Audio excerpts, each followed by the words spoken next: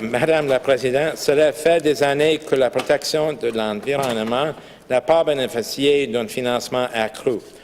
En l'absence de financement adéquat, nous avons constaté que la protection de l'environnement n'était pas assurée. Résultat, nous avons piétiné les limites de ce que la nature peut supporter.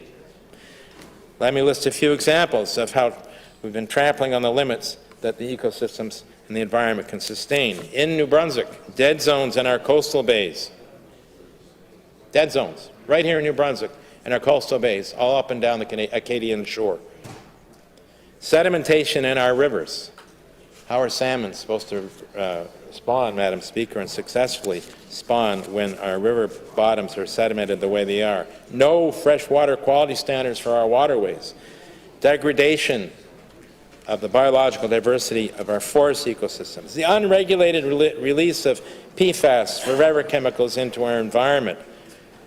And once again, we're seeing the importation of sewage sludge from Maine, worried about PFAS chemicals, so they brought in regulations to help protect their citizens, their environment, their farmers from the contamination in that sewage sludge, and we're bringing it into New Brunswick. Who permitted that? Who licensed that? Where's the accountability, Madam Speaker? Continuing the list, blue-green algal blooms and the neurotoxins that creates, Madam Speaker, the neurotoxins that pose a significant risk to people and wildlife. Continued aerial spraying of glyphosate and widespread use of other sorts of pesticides that are problematic, and of course the destabilization of our climate. That's what happens, Madam Speaker, when you don't make this a priority. The failure to protect the environment means urgent action is needed to reduce the pressure on nature so that that which has been degraded can be restored. And systems like the climate, which have been destabilized, can be made stable again. I don't see that commitment in this budget, Madam Speaker. Let's take climate action, for example. The burning of fossil fuels grew far beyond what the environment could sustain. The sheer scale of the resulting carbon pollution has overwhelmed our atmosphere, giving us global heating, and overwhelmed the capacity of the oceans to absorb that carbon, causing ocean acidification. I thought I'd never see that. We stopped acid rain in this province and in eastern Canada. They say it couldn't be done, Madam Speaker, but we stopped acid rain. In New Brunswick, which was a laggard, became a leader in doing so, Madam Speaker, the first province to put scrubbers on its power plants in this country.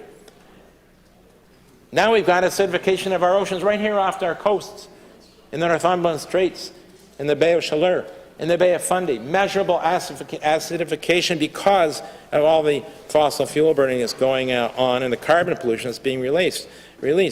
On Monday, the scientists of the UN's International Panel on Climate Change, chillingly, Madam Speaker, released their final warning.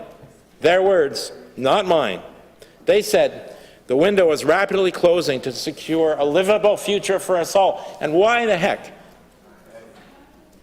This government has no sense of urgency about this. When we're talking about the livable future for our children, Madam Speaker, this week outside at the climate change rally, the students from St. Thomas University organized. There was a speaker who said she had made that choice not to have children because she is worried about the kind of future that they would be growing up in. Unlivable. That's where we've got to. What do we do, Madam Speaker, to curtail our use of fossil fuels in the next few years will determine our fate and the fate of the people on this earth.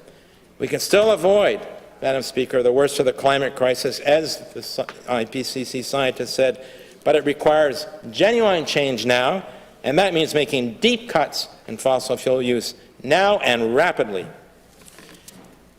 If we have any hope of restabilizing the climate and halting the acidification of our ocean waters, we have got to severely curtail our use of fossil fuels now.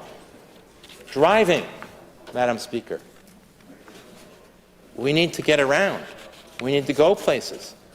There is virtually no accessible, effective, and convenient alternative to driving in this province.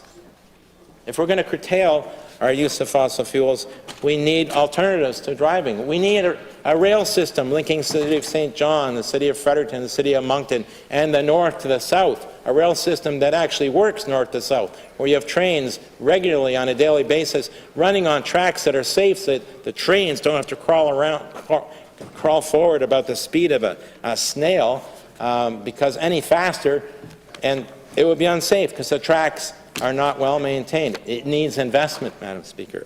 It needs investment. A bus system, Madam Speaker, that actually works for the people of this province wherever they live.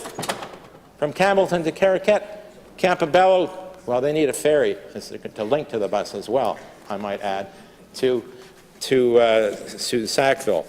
So that's what we need, Madam Speaker. Cela signifie qu'il faut moins conduire.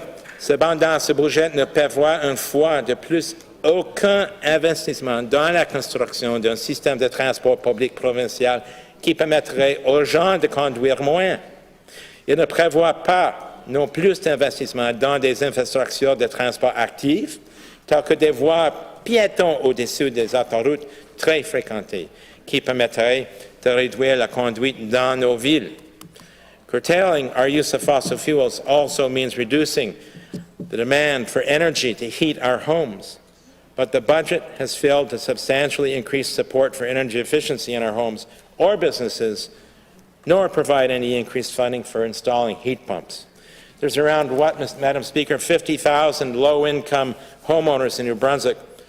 What percentage of households does this budget want to see upgraded with insulation and conversion to heat pumps? Madam Speaker, it's such a small number, I can't see it from this side of the House. At this rate, it's going to take more than a decade to ensure that low-income households and homeowners are upgraded and outfitted with heat pumps to protect them from ever-increasing energy costs, Madam Speaker, mostly resulting from New Brunswick's dependence on Point Lepreau nuclear power plant because of the high costs of that sort of energy and technology. And Madam Speaker, that program that is being operated at a very slow pace doesn't contemplate how to assist low-income tenants of our province. There's no programs in this budget to help landlords upgrade the insulation and heating systems of their properties. Tenants have no control over their heating systems, no control over the insulation in their walls, or the quality of the windows in their apartments at all. So, without such a program to encourage and incentivize landlords to upgrade their properties, to reduce their demand for energy, to make their apartments more comfortable and less costly to heat, essentially we're sentencing tenants to a life of unaffordable heating costs. Now, maybe the government side in this House doesn't care about that, because they don't seem to care about rising unaffordable rental costs, and apparently they don't seem to care about rising unaffordable heating costs for tenants. I can't tell you, Madam Speaker, how many students and other constituents who have called me and said they can't afford their heating costs, they can't stay in their apartment, they can just barely afford the rent, add expensive heating costs onto that, and they are in trouble. J'ai des électeurs qui ont quitté leur logement parce que les coûts de chauffage étaient si élevés qu'ils ne pouvaient plus payer au loyer pourtant abordable. And then what about substituting renewable energy sources for fossil fuels, Madam Speaker? St. John Energy is about to open a 42-megawatt wind farm with battery storage. With battery storage, Madam Speaker, storage to contain the electricity when the winds are not cooperating.